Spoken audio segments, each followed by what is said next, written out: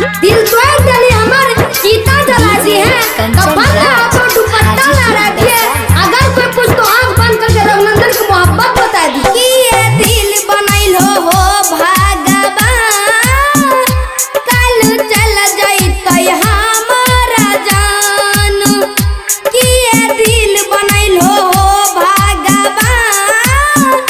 कल चल जइतै हमारा जान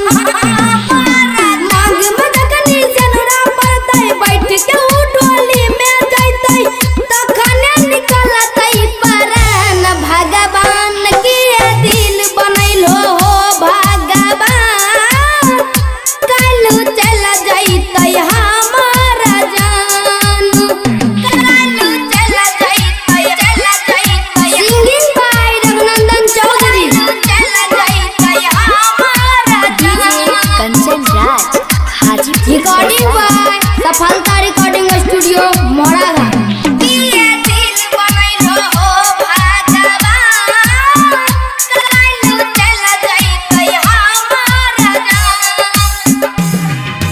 दिल बनबै से पहले सोचती हो कई बार फेरो नहीं करती है कोई बेवफा से प्यार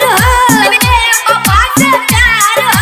बेवफा से प्यार मनै रे ओकरे हम घास कर दल गई विश्वास घात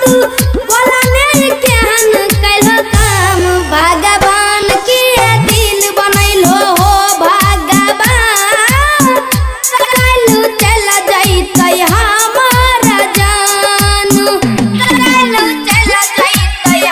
जइतै मिक्स बाय प्रेमचंद्र निराला चल जइतै हमारा जान कंचन राज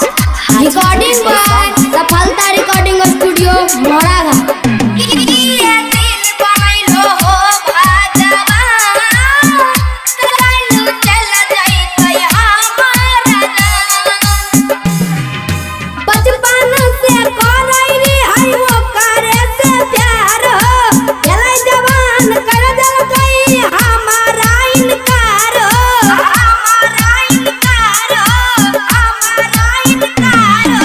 कहै छै राइटर निरंजन के ना जीतै हो रघुनंदन प्यार के छै